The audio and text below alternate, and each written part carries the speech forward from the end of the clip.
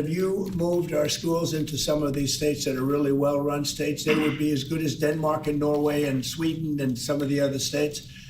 And then you'd have the laggards, and you know who they are. I don't have to go to it, but you'd have the laggards, the same laggards that are laggards with everything else, including crime.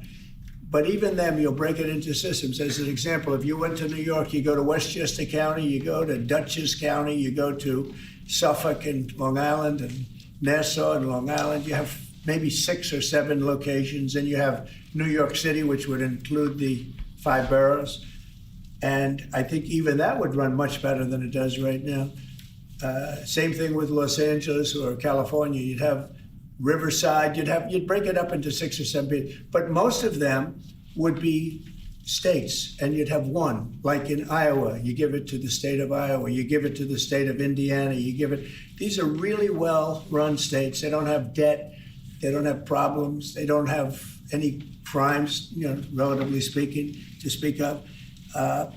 And you would have education that would be the equivalent of Norway and Denmark and various other places that are at the top of the list. So we're at the bottom of the list, and we're the most expensive. We're at the top of the list when it comes to cost per pupil. We spend more money per pupil than any other nation in the world, and yet we're rated number 40. The last ratings came out, you saw them.